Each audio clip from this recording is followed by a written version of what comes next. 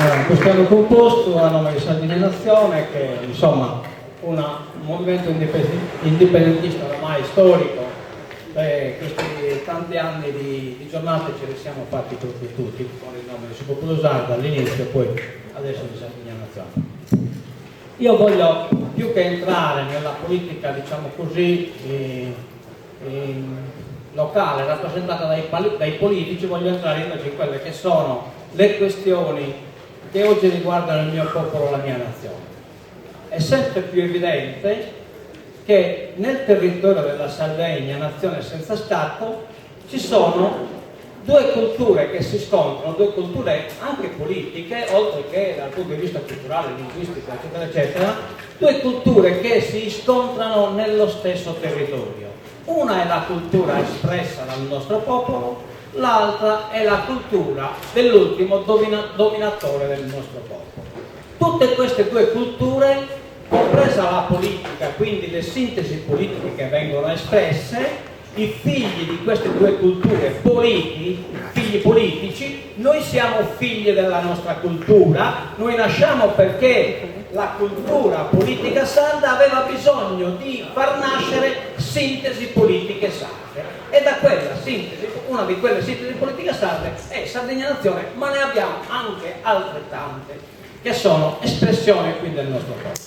Allo stesso tempo, nello stesso territorio, c'è un'altra cultura, la cultura politica italiana, che ha espresso sintesi politiche nel territorio italiano e poi le ha esportate nella nostra terra per entrare in conflitto con le sintesi politiche nate in Sardegna. È chiaro che queste due culture politiche difendono interessi che sono nettamente contrastanti. Da una parte c'è chi difende gli interessi dello Stato italiano, dall'altra parte chi invece, come noi, difende gli interessi del nostro popolo. Guardate bene che lo Stato italiano, uno Stato che casualmente è arrivato a dominare la Sardegna, poteva essere tranquillamente la Francia, se fosse andata male l'attacco, se fosse andato bene l'attacco della flotta francese durante la rivoluzione francese, e noi saremmo stati oggi qui ad essere colonie dello stesso Stato. Ma siamo colonie di stati diversi, ma il rapporto è sempre comunque da vedere come una dinamica esterna, cioè il rapporto che c'è tra la Sardegna e l'Italia e tra la Corsica e la Francia non è una dinamica interna allo Stato francese, ma è un rapporto politico di sudditanza che uno Stato impone ad una terra che tiene sotto lo Stato di sudditanza. Questo perché è importante dirlo? Perché anche ultimamente in Sardegna c'è stata una non accettazione della lingua sarda nella RAI italiana in Sardegna, nella RAI italiana in Sardegna. E la parola che è passata in Sardegna è stata di discriminazione. Cioè, notate bene la parola discriminazione, cioè i sardi si sono sentiti discriminati, compreso il presidente della regione, Piger, che rappresenta la maggioranza di cui poco fa parlava Simone. Dove sta il problema? Che quella interpretazione non fa parte della nostra cultura politica, e cioè quel rapporto imposto dallo Stato italiano di inferiorità alla lingua sarda non è un rapporto di discriminazione, è un'operazione politica che impedisce alla nazione sarda di avere una sua lingua ufficiale.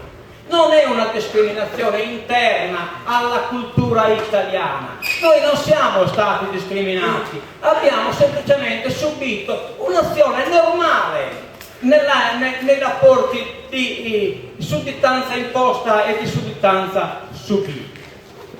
E la stessa cosa è per ciò che sta succedendo nell'ambito, per esempio, delle scorie nucleari di cui oggi noi portiamo la maglietta, o nell'ambito dell'occupazione militare della Sardegna. Non si tratta di rapporti di imposizioni interne, cioè di dinamiche interne allo Stato italiano, ma sono tutti e due, sia l'occupazione militare sia il nucleare, rapportabili ad un rapporto che c'è tra uno Stato impositore e una terra, la nostra, la Sardegna, che subisce le imposizioni dello Stato. Quindi oggi che cosa decide lo Stato italiano? Di fare il deposito unico nazionale delle scorie radioattive.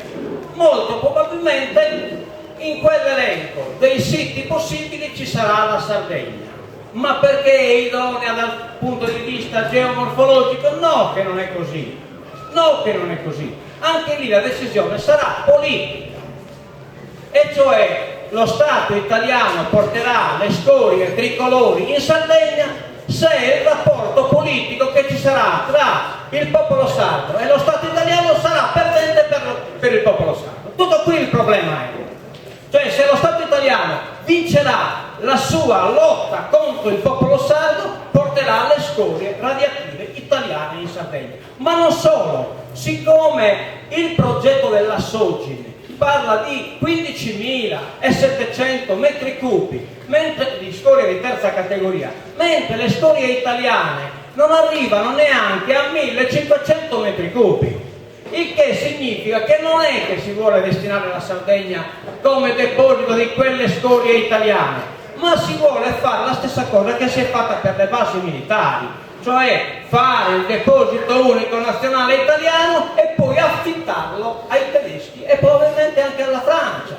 E la Francia è quella che produce le peggiori scorie in quanto le produce dal MOX, cioè praticamente fa passare nel reattore 2 volte le scorie, cioè il primo passaggio e il secondo passaggio. Non lo fa più nessuno al mondo, tranne che la Francia. Quelle scorie da qualche parte andranno depositate e probabilmente si sta sperando su questo deposito che vogliono fare in Sardegna. Ecco perché noi siamo qui con le magliette del comitato non nucleo e non in quanto indipendentisti, perché riteniamo che questa battaglia contro il nucleare sia la battaglia madre, perché se davvero la Sardegna diventerà deposito delle scorie nucleari italiane e poi probabilmente anche del resto dell'Europa, noi avremo finito la nostra lotta per l'indipendenza, perché quello creerà per sempre, tra l'altro ci sono scorie che hanno tempi di decadimento di 24 milioni di anni, il che significa, noi abbiamo costruito i nodai 4.000 anni fa, abbiamo costruito in Sardegna, pensate un po' cosa sono 24 milioni di anni, significa che noi avremo perso per sempre il nostro diritto all'indipendenza, perché diventeremo una specie di caserma da tenere sotto tutela non solo dallo Stato italiano ma anche da quelli che affitteranno. L'altra lotta, e quindi noi stiamo tenendo alto questo, abbiamo fatto la Nucleo Day, di cui potete vedere, abbiamo mobilitato tutto il popolo sardo che per 3 minuti si sono buttati per terra in una piazza contemporaneamente in 5 piazze della Sardegna e in quei 3 minuti hanno suonato le campane delle chiese, le sirene dei vigili del fuoco, delle ambulanze, i comuni, in 365 comuni è stata esposta questa bandiera in formato grande, quindi tutto il popolo si è mobilitato. L'altra mobilitazione che comincerà a settembre sarà quella contro le basi militari, l'occupazione militare della Sardegna. Chiameremo il nostro popolo a pronunciarsi. Sì, un minuto soltanto, finisco con questo concetto. Chiameremo il nostro popolo a pronunciarsi. Perché? Perché riteniamo che il dettato che è stato approvato dal Consiglio regionale, come ha citato poco fa Maulu, non basti. Cioè noi non vogliamo una riduzione delle basi militari, noi vogliamo che l'occupazione militare della Sardegna finisca. Per noi quello è un impedimento di carattere economico, sociale, psicologico, crea una dipendenza che non è più sopportabile. Quella dipendenza oggi deve finire e allora chiameremo il nostro popolo a pronunciarsi sulla sovranità del territorio. A settembre inizieremo a raccogliere le firme e probabilmente nel mese di maggio andremo a referendum. Di che tipo sarà il quesito? Beh, noi dobbiamo organizzare un quesito che non tocchi il rapporto di indipendenza con lo Stato, perché se mettiamo dentro la parola indipendenza il referendum non ci viene concesso, ma lo stesso non dobbiamo mettere in discussione i rapporti internazionali, militari dello Stato, perché abbiamo già provato 2 volte e 2 volte ci hanno respinto il referendum sulle basi militari. Allora lo faremo sulla sovranità del territorio. Chiameremo il popolo sardo a chiederemo al popolo sardo se ritenga ritengono che sul territorio abbiano diritto di decidere. E in seconda domanda chiederemo se nell'ambito di questa decisione ritengono di doversi pronunziare anche sulla presenza di basi militari in Sardegna. Cioè in questa maniera chiameremo il soggetto fluido, il vero soggetto, il soggetto che si confronta con lo Stato italiano. Non siamo noi, Sardegna Nazione, IRSI, oppure i consiglieri regionali. Il vero soggetto politico è il popolo sardo. E a quello bisogna restituire la parola e la forza per rispondere allo Stato italiano, perché se noi non mettiamo tutta la nazione nella stessa trincea, lo scontro con lo Stato sarà perdente. Noi in questa cosa ci crediamo e faremo di tutto per arrivare alla vittoria. Sulle scorie nucleari, qualunque tipo di lotta per noi sarà lecito, perché abbiamo sulla nostra generazione 2015, la responsabilità generazionale che non è assolutamente rinunciabile. Il futuro del nostro popolo dipende da noi, non dipende dallo Stato, che è un elemento contingente. Noi, popolo sardo, rimarremo sempre su questa terra, quindi quella decisione spetta a noi e a qualunque costo quelle scorie in Sardegna non arriveranno. La promessa che stiamo facendo in questa piazza noi la manterremo a qualunque costo, ripeto, a qualunque costo, anche al costo e qui mi ricorderò i patrioti che stanno in carcere, incarcerati dagli stati stranieri che hanno dominato il nostro popolo ed il popolo basco, anche a quel costo. Cioè è un costo che noi siamo disposti a pagare. E sappiano i prigionieri politici che sono anche nostri prigionieri politici, perché la loro lotta è la stessa identica nostra lotta. Loro sono un esempio per noi di quello che si può dare per la propria patria e per il proprio popolo. Bravo!